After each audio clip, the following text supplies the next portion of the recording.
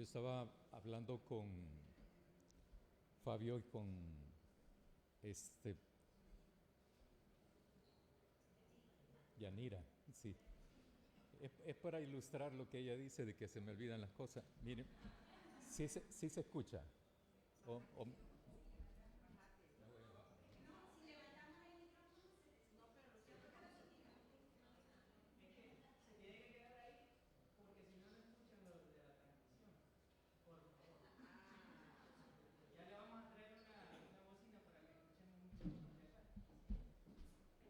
yo les estaba diciendo a ellos que requiere más valor para envejecer que para la juventud, ¿verdad?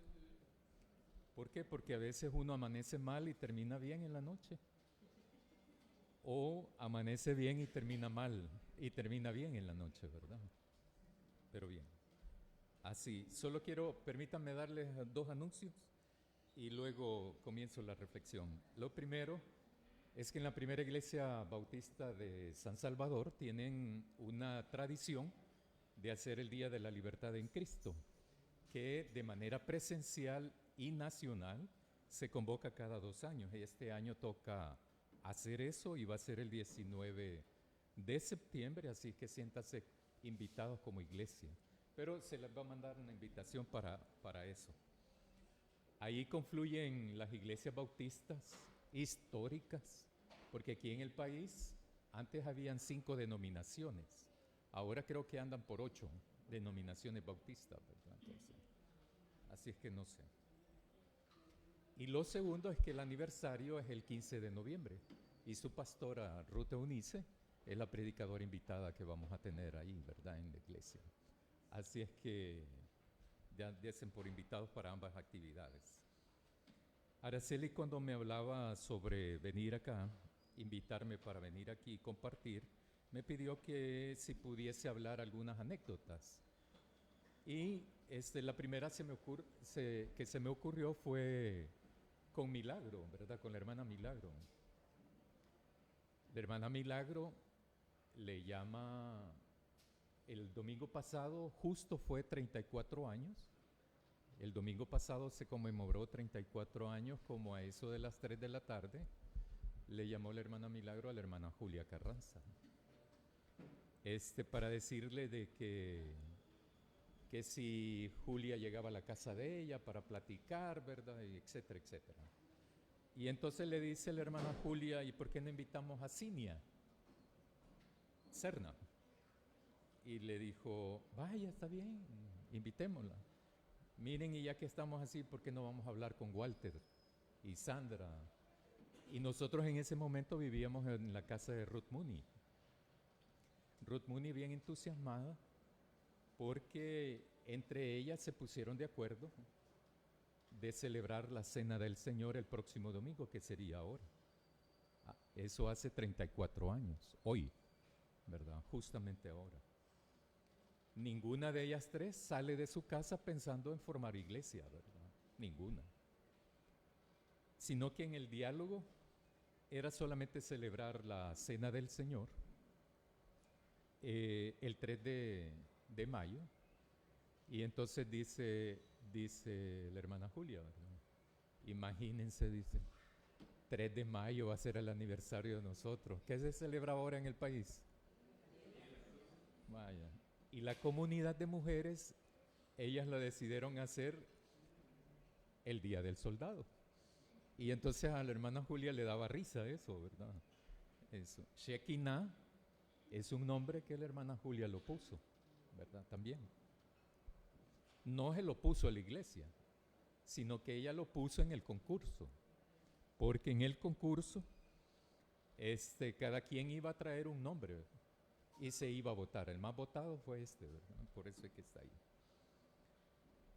Entonces, justo ahora estamos celebrando 34 años como Iglesia Bautista Shekinah.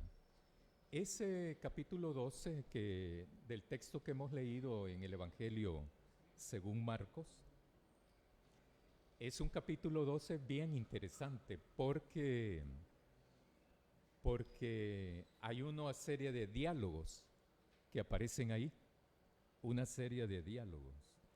Entonces llegan a hablar con Jesús fariseos, llegan a hablar con Jesús saduceos y también escribas.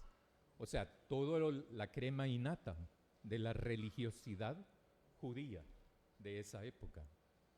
Llegan a hablar con él, llegan a hacerle preguntas, unos honestamente y otros tramposamente. Llegan a preguntarle cosas, solo para ver qué decía Jesús, para entonces tener una justificación y entonces poder saber cómo atrapar a Jesús. Los fariseos, los saduceos y los escribas son los líderes. A mí me cuesta un poco decir eso de líderes.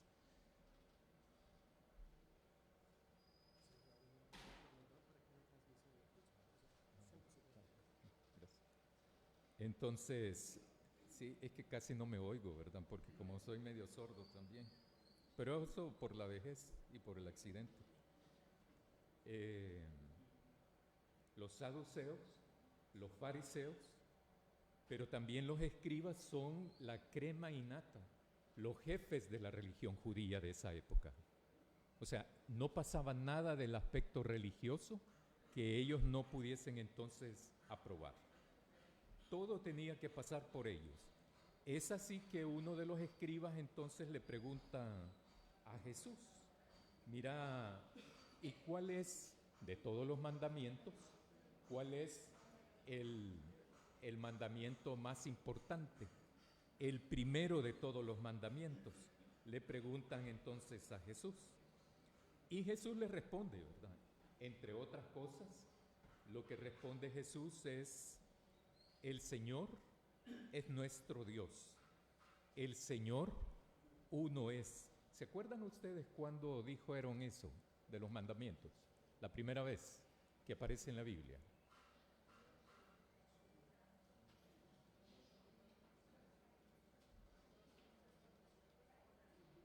Sí.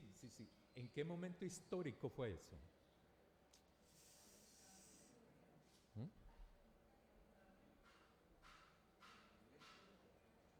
En Éxodo, cuando se estaban constituyendo en pueblo, porque no eran pueblo de Dios antes de eso. Entonces le dice: el Señor es nuestro Dios. El Señor uno es. Amarás al Señor tu Dios con todo tu corazón, con toda tu alma, con toda tu mente y con todas tus fuerzas. Lo primero que hay que aclarar aquí es que para Jesús así hay que amar a Dios. Y sin amor a Dios nadie es salvo. Absolutamente.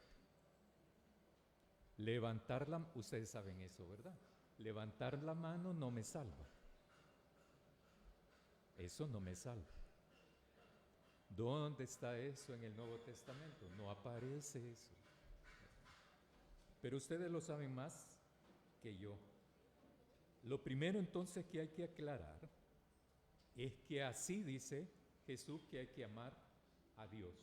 Son mandamientos, no es que si queremos, no es que si me da la gana.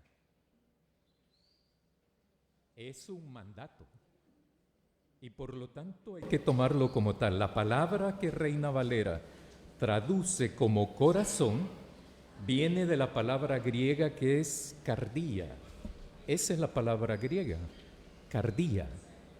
Cardia lo que significa es voluntad o disposición, porque todos sabemos que con el corazón no se siente. El corazón percibe las reacciones, pero no es el depositario de los sentimientos. Quizás el hipotálamo, pero no es el corazón. El corazón no se siente. Cuando uno ama a alguien, lo ama por disposición de amar a alguien, por voluntad de hacerlo. A Dios se le ama con voluntad, con disposición. A Dios se ama entonces con toda la voluntad que uno pueda tener, con toda la disposición que uno pueda tener, y Reina Valera eso lo traduce como corazón.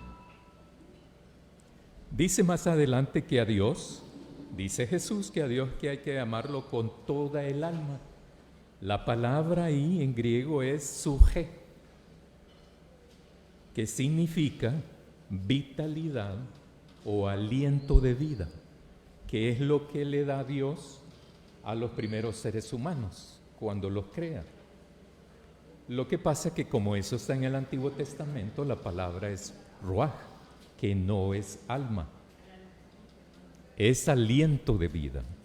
Entonces a Dios hay que amarlo con vitalidad y con todo el aliento de vida posible. Gracias. Gracias, hermano. Sigue más adelante Jesús y entonces dice, a Dios también hay que amarlo con toda la mente. Dianoia es la palabra en griego, que quiere decir con toda la razón, con todo el entendimiento. Así hay que amar a Dios. No lo digo yo, lo dice Jesús en el texto. Y con todas tus fuerzas. La palabra es ishus en griego, que quiere decir eso significativamente, significa fortaleza o fuerza. ¿Qué quiere entonces? ¿Cómo sería la traducción de este texto? La traducción de este texto lo que significa es que a Dios hay que amar con toda la voluntad, con todo el aliento de vida, con toda la razón y con todas las fuerzas. ¿Así amamos a Dios? ¿O no? Cada quien puede responderse eso. Si te quieres salvar, tienes que hacerlo.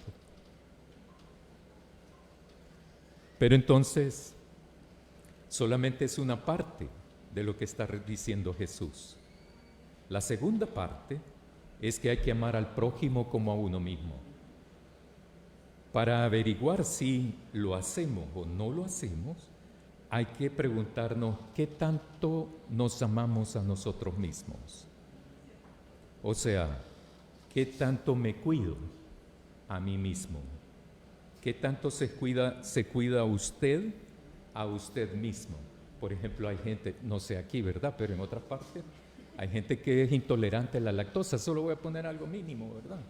Pero le gusta el sorbete y se echa medio galón de sorbete en una sentada, ¿verdad? Después voy a tomar medicina para eso, para que me lo cuide. ¿Se ama a esa persona realmente? Tengo las arterias bien socadas de grasa, ¿verdad? Sufro de hipertensión, problemas del corazón, o sea, de cardía. Pero como hamburguesas doble carne, doble tocino, etcétera, etcétera. ¿Es eso amarme? ¿Es eso cuidarme? ¿O lo que realmente vemos son actitudes y comportamientos narcisistas y no de amor propio? Lo interesante de esto es la otra palabra que utiliza Jesús. Cuando utiliza la palabra amor, es ágape. Ustedes también saben ya de que en griego hay por lo menos 3 palabras más frecuentes que se usan en el Nuevo Testamento para definir un tipo de amor diferente, que sería lo erótico, lo filial y el ágape. Lo erótico no es lo pornográfico. Lo erótico tiene que ver con el amor entre pareja. El filial es el amor entre amistades. Y el ágape es el amor como Dios ama a los seres humanos y su creación. Lo interesante de esto que ahí en el texto es que Jesús le dice al escriba que le ha preguntado, tú tienes que amar, pero en calidad ágape a Dios. Y cuando habla del prójimo, utiliza la misma palabra, ágape. O sea que al prójimo no lo podemos amar filialmente. Si uno quiere ser salvo. Si uno quiere entonces formar parte del reino de Dios. El escriba, cuando escucha a Jesús, cuando escucha a Jesús la respuesta, cuando escucha la respuesta de Jesús, entonces el escriba le sorprende esto. Fascinantemente le sorprende. Y le dice el escriba a Jesús: bien has dicho, porque solamente hay un mandamiento: amar a Dios con todo el entendimiento, con toda la voluntad, con todo el aliento de vida, con toda la razón y con todas las fuerzas, y al prójimo como a uno mismo. Eso es lo que dice entonces el escriba. Y es sumamente interesante lo que dice Jesús al escriba. Bien has dicho, le dice, porque estás más cerca del reino de Dios. ¿Qué quiere decir eso, hermanos y hermanas?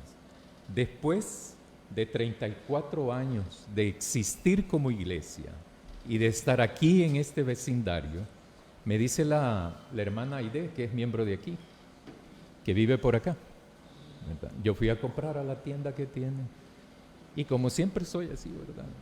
Entonces, y me dice, me dijeron de que desde las 8 de la mañana no hay agua, le dije. No, me dijo, y ahí en la iglesia no hay agua, me dijo. Ah, ¿de veras? Sí. Por eso no voy a ir, me dijo. Es bien incómodo eso, me dice.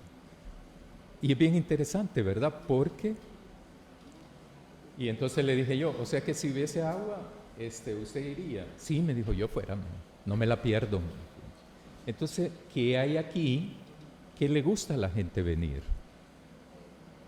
Porque ustedes tienen una identidad como iglesia, una identidad que han formado 34 años. Porque ustedes, si hay una cosa que tienen ustedes muy bien, entre otras, es que son bien fraternos, son bien solidarios, son bien alegres. Estaba buscando la palabra correcta. Son muy alegres, y eso es muy importante en una iglesia, porque también refleja lo que son.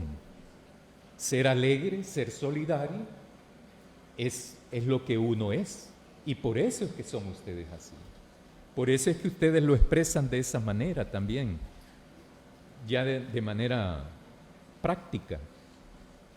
Entonces, hermanos y hermanas, el propósito de todo cristiano y cristiana es ser salvo, pues, ¿verdad? Es ser salvo.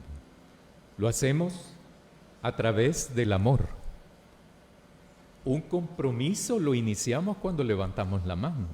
Ese es solamente el inicio del compromiso. Pero si odiamos a la gente, si resentimos con la gente, eso sí hay que desprenderlo si uno quiere ser salvo. Si uno quiere ser salvo. Hermanos y hermanas, yo creo que después de 34 años tienen mucha experiencia ustedes. Han llorado mucho, han reído mucho, han celebrado mucho. Yo recuerdo cuando Araceli estaba hablando esto de la comida y todo eso, que es muy característico, ¿verdad? De aquí, siempre fue así. De hecho, los estudios bíblicos de los jueves, las reuniones de la comunidad de mujeres, los estudios bíblicos de los domingos en la tarde que teníamos antes, siempre yo les notaba, ¿verdad? Como nos sentábamos en círculo, y siempre, pero yo recuerdo mucho a la hermana Judith, por ejemplo, que fue la primera que introdujo los tés, tomar tés de manzanilla y de otra hierba. Bueno, de otras hierbas como menta y cosas así. No, pues sí, es que estoy así en esta onda. Sí, porque cuando a uno, aquí me estoy limitando mucho a decir cosas porque como es la transmisión en vivo y todo eso, ¿verdad?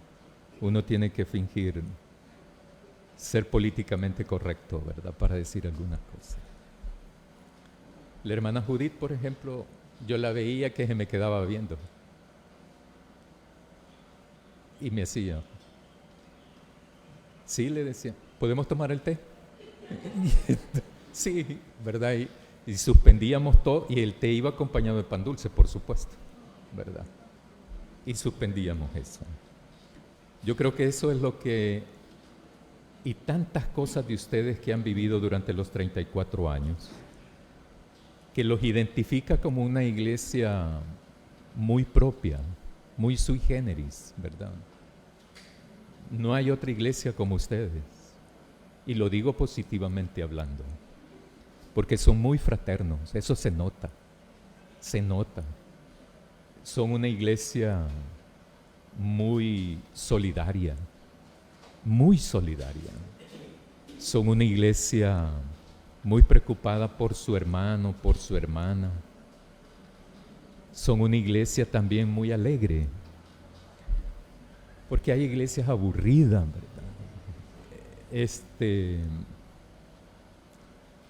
Y por ejemplo, esta cosa de la liturgia fue algo que marcó también alguna cosa de ir mezclando los 3 himnarios que se hacían, ¿verdad? Los 3 himnarios. Recuerdo a la hermana Julia, por ejemplo, porque ella venía de allá, ¿verdad? De la primera. Venía con toda la himnología bautista, por ejemplo, ¿verdad? Y ya acá ya no, ¿verdad? Y introdujimos el Cantemos del Reino. Introdujimos también la lista de coritos, que la andábamos en una separata. Y entonces, y se juntaron las 3 formas de cantos en un solo culto. Y les parecía extraña a la gente cuando venía a visitarnos. Pero para nosotros era normal, ¿verdad? Como lo han hecho ahora, por ejemplo. Eso lo mantienen. Y eso es importante. Es importante. 34 años es difícil, ¿verdad? Haber sobrevivido 34 años cuando la oferta eclesial bombardea de otra manera. Bombardea de otra manera. Yo creo, hermanos y hermanas, que si amamos a Dios con todo lo que nos dice Jesús y amamos al prójimo como dice Jesús, tenemos para celebrar muchísimos años más. Porque una iglesia como ustedes no solamente cumple un rol histórico en este país y en este municipio, sino que también responde a las expectativas del reino de Dios, que fue lo que vino a traernos Jesús de Nazaret. Felicidades, hermanos y hermanas.